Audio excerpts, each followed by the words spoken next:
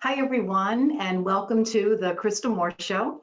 This show is brought to you as a new way to learn, as I interview industry experts and thought leaders on subjects that are important to your health, your wellness, and your business success.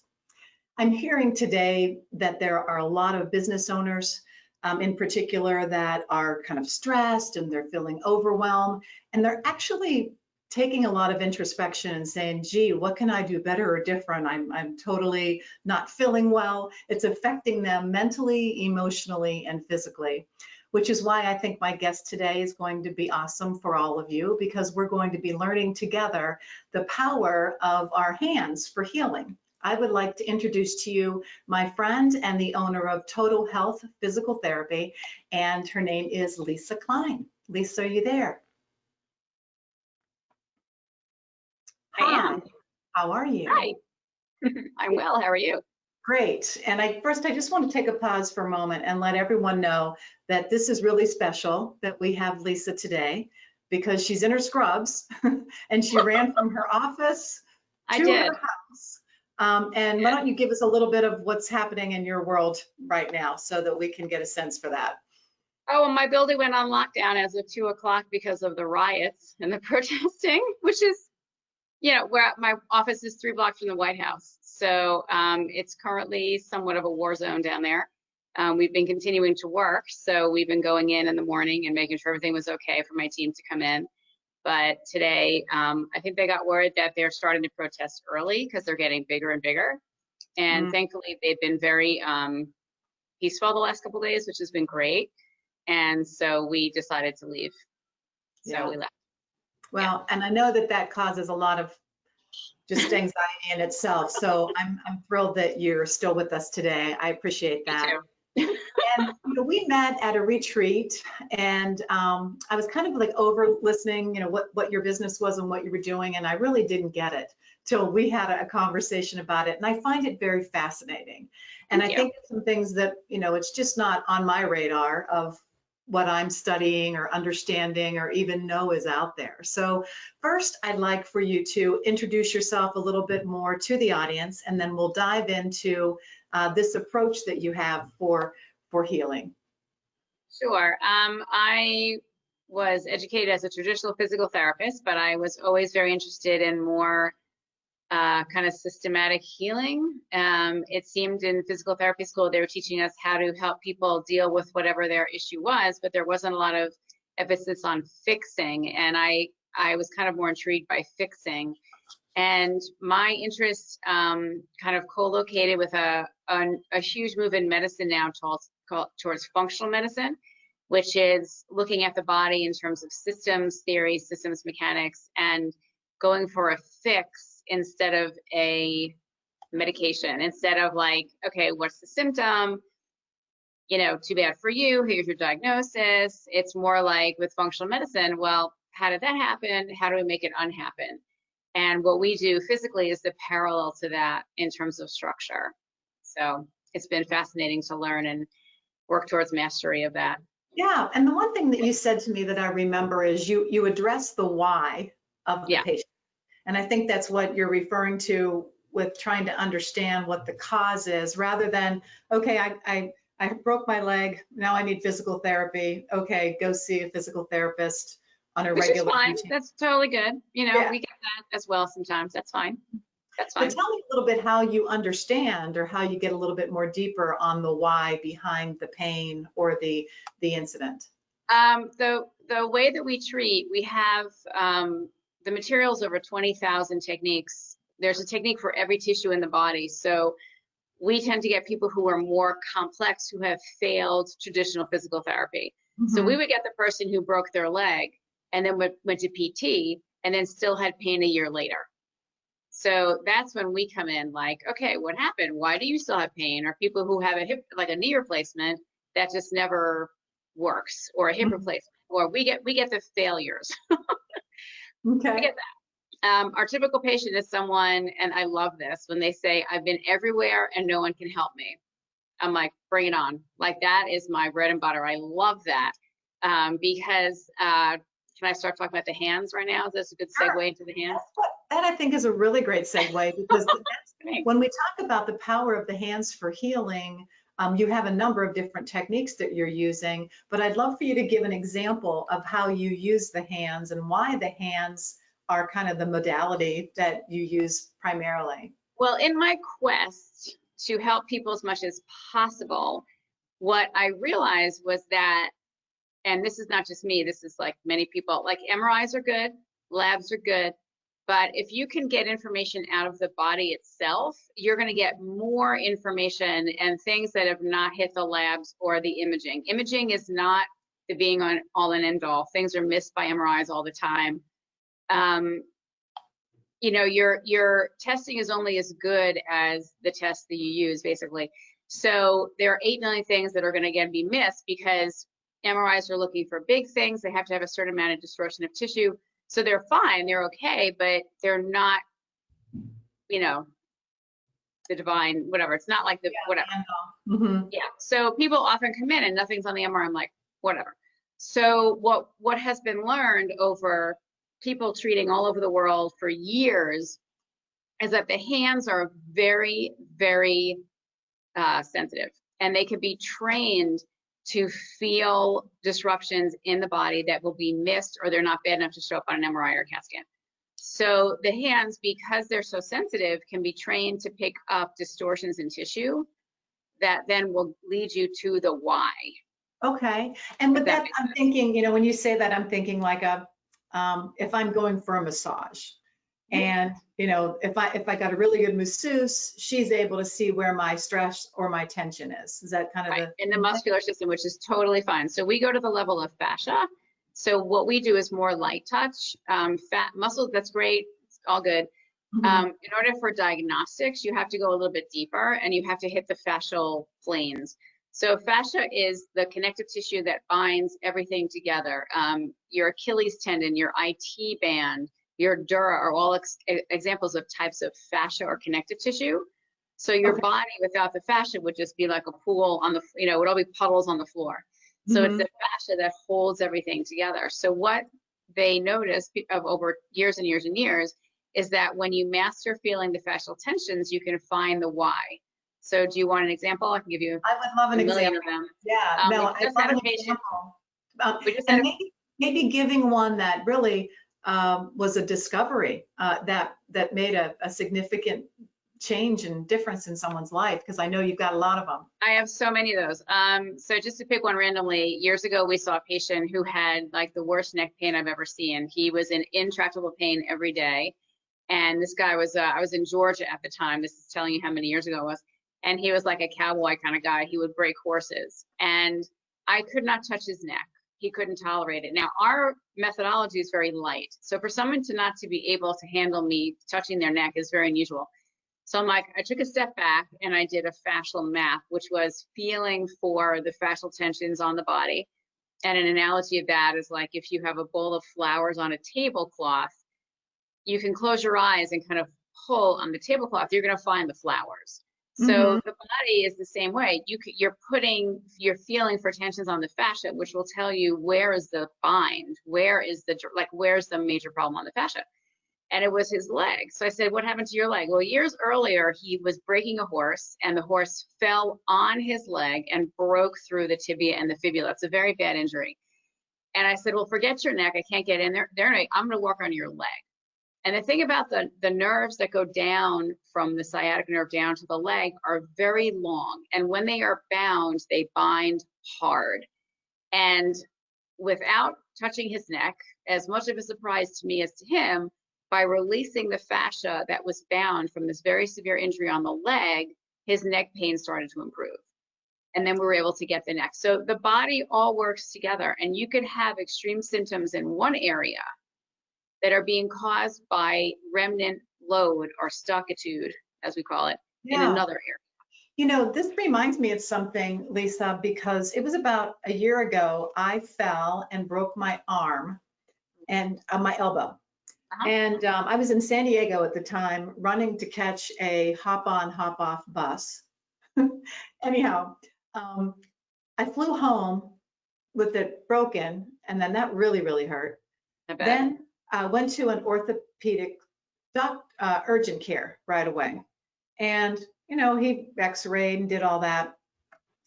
But the pain never was really the elbow. I just had this terrible pain going down my arm and I could hardly squeeze my fingers. So I kept going back, and this guy was really wonderful. He was fairly holistic in his practice because he was kind of against surgery, but he shouldn't be for what he does, but he really was. And he prescribed to me some different supplements, but he said to me, when did you have your severe neck injury? And I'm like, you know, skiing accident in high school. And then that's what he was connecting it to. It wasn't my elbow anymore that was causing this trauma. It was a previous neck injury. Well, it And could be load upon load. Yeah, that's great. So the body can hold a certain amount of load, and then you can have something happen, and then it hits load failure. So yes, it's load upon existing load. yeah, so it's almost like because of this, it affected that, and that's where I was getting my symptoms. Yep. Interesting. That's what we do all day. Yeah, and so does this take obviously a unique technique, degree, certification? I know that you own Total Health Physical Therapy and you have other therapists there. Tell me more about what they have to go through to really be able to address. So I trained through an institute in Connecticut that is not, it's semi still functional, but we have an in-house training program, and then we do teach classes all over the place. So when people come in to work with me, we have a 14 module series that we have developed, that because the information is enormous. It's like 100, I mean, it's a humongous amount of information. So we now train them through the training program that we developed that made it a little bit more systemizable. And then from there, they master the rest of the techniques. Yeah, that's awesome. So, yeah. One of the things that we talked about was just kind of what's going on in the world today, and that there are a lot of people that are feeling that overwhelm and the stress and the anxiety. Right. Why don't you give us maybe some examples of what you've experienced patients feeling during this kind of strenuous time, and how that affects them emotionally or physically, and ways that your type of holistic hand therapy can help? Well, what's interesting is that because we've been still open, but a lot of patients have, I mean, obviously they're coming in, you know, ish in there, but what we've noticed is by giving the patients the homework that we would always give, but now we're just giving the homework, it's a humongous thing that the patients are relying on to help them. And we're like, it's so cool. So we're seeing the power of the homework now more than we ever had before, because we're putting out these videos and everything. So the body responds to stress and trauma. It's a very known paradigm. So the adrenals, which are the little glands that sit on the kidneys like little hats, they produce stress hormones, and your stomach, which processes everyday stress, the adrenals load and the stomach loads. And so then that yucky feeling that we get from just like the pit of your stomach. Yep. Yeah. Yep. You got it. So it's a physical, you know, your body information that comes in is organized by your body. Your brain will get it at some point, but emotional information is processed by your body, not your brain. So like your kidneys process fear, your lungs process grief, like this is a whole thing. So if that information is coming in and your body is having a hard time metabolizing it, it will sit there. So what we have patients do is we have patients put a hand on their ureters, which are the tubes that go from the kidneys to the bladder. And that's, you can put your hand on your, it's on the back. So you put the back of your hand on the small of your back. And when you touch your body, everybody knows this, you touch your body, you're like, you know, your body will respond. So the ureters, the job of the ureters is to drain. So you put a hand on the ureters and you're like, drain. And then your other hand goes on an area that you want to be drained. So again, it's kind of hard to reach your adrenals because they're on your kidneys. So both hands are behind your back, but your stomach you can reach. So if you put your left hand under your ribs on that left side, you're on your stomach. Yep, go onto the left, go towards your left side a little bit more. There you go. That's your stomach. And then your other hand would go on your low back. And what that would do is start to drain some of that stress out of your body. Wow. How long does it take? We usually say to hold for about 15, 20 minutes. So you're using tactile stimulation to change how your body is responding. So your body's responding to what you're seeing, what you're hearing, what you're feeling. And you're trying to use the hands to be like, okay, we're good. It's good. I know you're seeing something scary. I know you're here. I know that, but we're good. So again, the hands are trying to give that tactile stimulation to be like, it's fine, it's all good, and helping to process that out. And it's a simple thing, and it sounds completely ludicrous, and I wouldn't believe it either, except that it really, really works. Like I've seen it. It really. I've even this morning we put a new video up, and patients are like, "Oh my God, thank you so much." It's like, it's amazing. Yeah, I want to make sure that we direct our audience to, if I don't remember at the end, let's say it now, to your YouTube channel, which is Total Health Physical Therapy. Yep. Because I noticed that more recently, maybe in the past couple of months, you've been posting more of these kinds of practices. Ever since we've all been stuck at home, approximately then, yes. So I started putting out videos about how trauma affects your body. And then one of my employees who's excellent, Anne, is so good at this. So she's been doing a lot of the videos on how to process what's going on. She's a natural on camera. She's doing great. So yeah, so we just started doing this recently because of the whole COVID situation.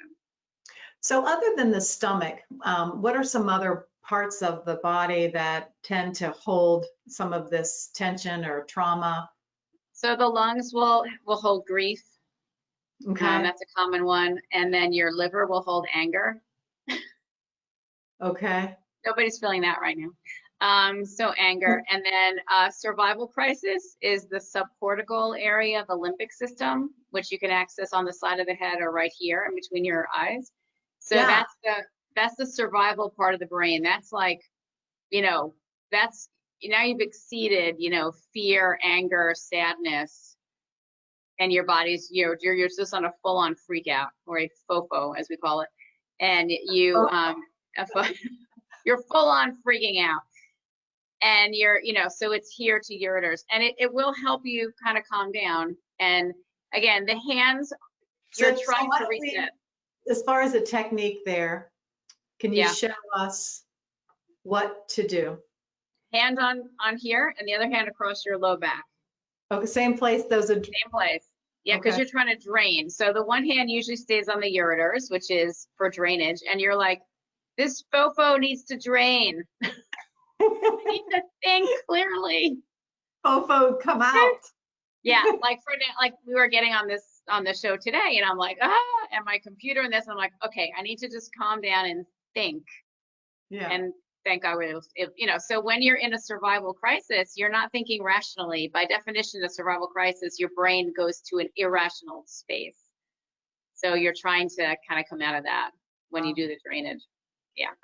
Tell us a little bit about trauma in the body, whether it's emotional or physical, that you might discover as a why. That is such a good question. We have a patient on the caseload now who has was abused as a child, and she has this tightness and everything in her neck, which is a visceral sensation, but it's directly related to what happened to her as a child. So when you have abuse and trauma, it can create a remnant in that fascia, and then it stays there. So, so some of the more striking are we've had patients come in like the pancreas holds, it processes life and death and things that are shocking on the level of humanity. So we have patients who are descendants of Holocaust survivors and Holocaust victims, and that has been shown to go down through generations. So that gets you right in the pancreas. Yeah, I just got chills on that one. I mean, it's crazy. Really cool and creepy about this. Yeah. We had a whole bunch of, they're all women. I had a whole bunch of women, and they all had Jewish ancestry, and we called them the hanky pankies because they all had horrendous pancreases, and it was all from, because generational trauma, and this isn't me saying, this is an actual known thing, gets handed down by generations. So, and it usually hits like the, couple down, something like that. So yeah, we've seen that in the practice. When people come in, the thing about the fascia is that it maps on different planes, whether it's physical, emotional, or like psychological, or like heavy duty. So when we're mapping, we're kind of looking for that. We're not, we're not trying to find it because that's what we're thinking, but we're open if that's the case. So the fascia literally will load differently, whether it's physical or emotional. So when patients come in, so many patients, especially with chronic issues, are lumped in the category of, oh, it's all in your head.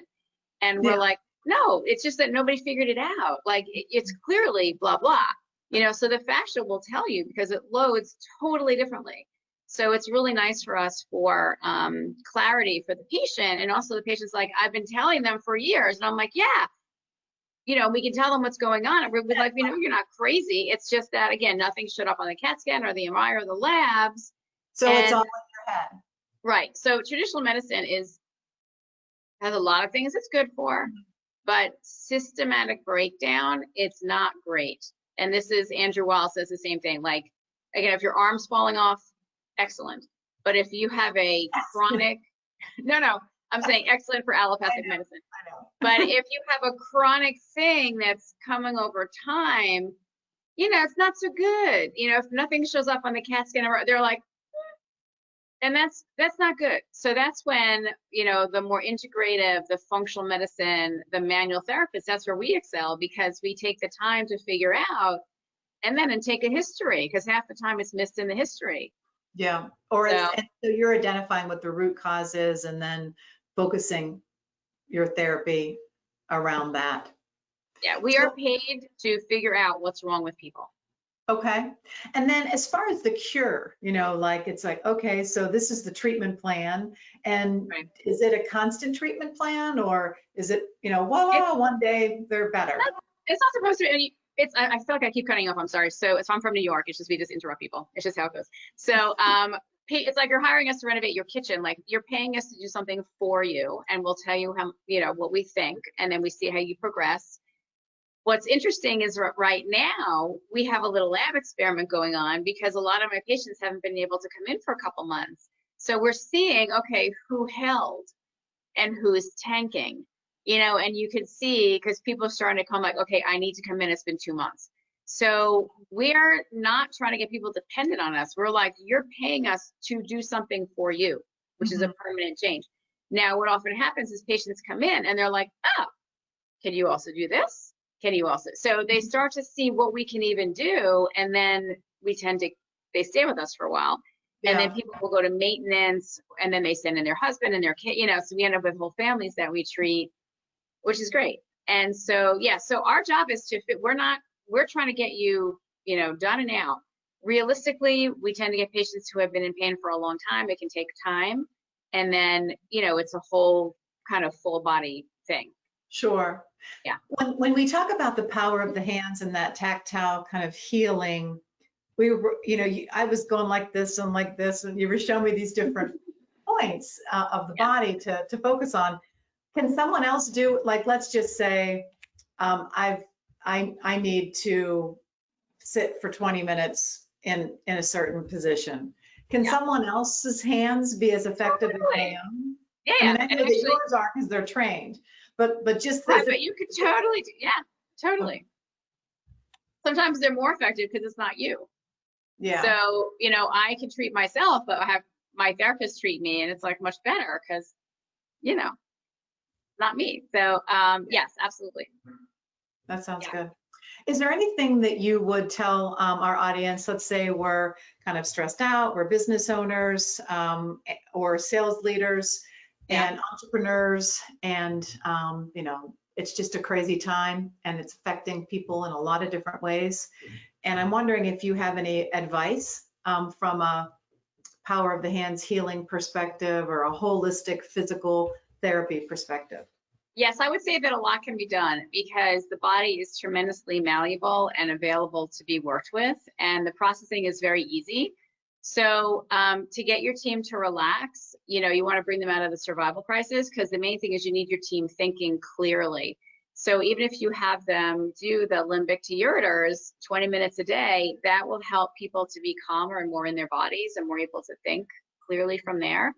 And then from there, just giving people resources of, stomach to ureters, adrenals to ureters, will keep you calm and keep things going. I see this in myself. I see it with my COO. I see it with my team every day, that when you're in a challenging situation that continues to evolve. I called my business coach this morning. I said, okay, what do you got for race riots on top of a pandemic?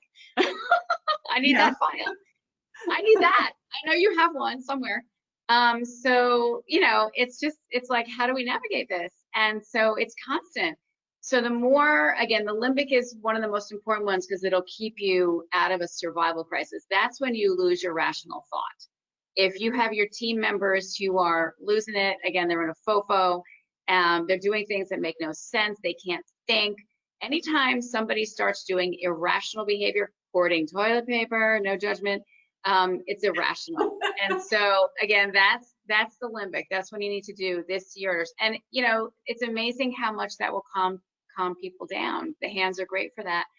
And then from there, it's like, okay, are you stressed? Because it's like, are you in a survival crisis or are you in fight or flight?